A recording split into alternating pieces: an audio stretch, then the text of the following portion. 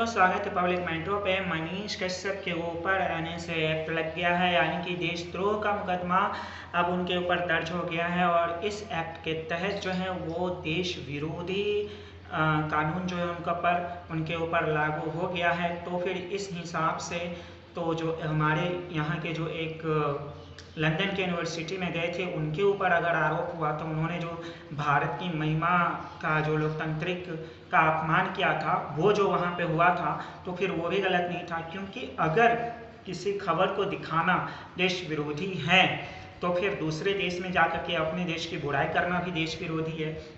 मतलब इस वक्त ये कहें कि बिहार पुलिस और तमिलनाडु पुलिस मनीष कश्यप के हाथ धो के नहीं बल्कि सब कुछ करके पीछे पड़ चुकी है, किसी भी तरीके से उसको बाहर नहीं आने देना चाहती है। और इसीलिए जो है उसके ऊपर एनएसए एक्ट लगाया गया है।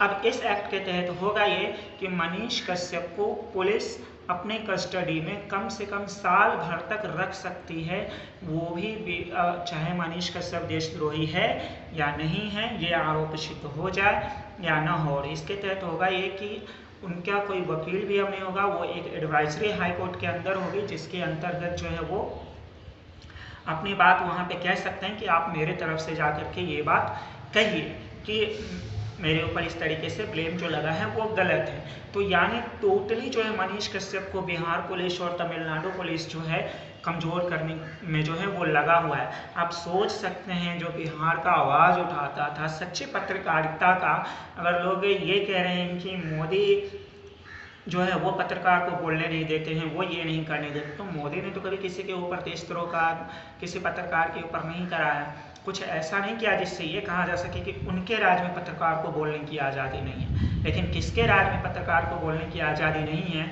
ये अब समझ में आ रहा होगा।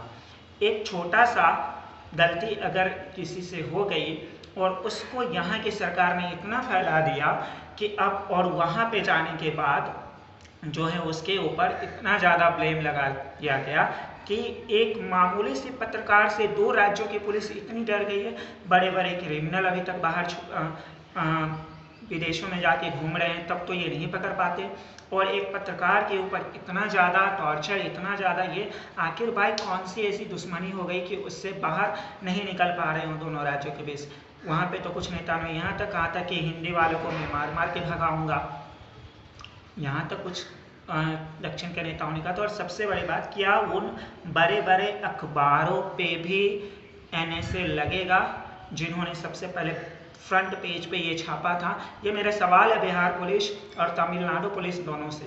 अगर गलती हुई है मनीष से तो ये बड़े बड़े जो अखबार हैं इनके बारे में भी कुछ लिखिए, इनको भी बताइए भाई आपने ऐसा क्यों छपा है, क्योंकि आप छाप नहीं सकते हैं, इतनी हैसियत नहीं है आप लोगों की। क्योंकि जिस दिन जिनके इशारे पे ये सब हो रहा है ना, जिस दिन वो कर दिया ना, उस दिन ये अखबार वाले आप दोनों राज्यों की सरकार की जो पुलिस है ना वो पूरे उस राज्य की सरकार की चिट्ठा खोल के रख देगी।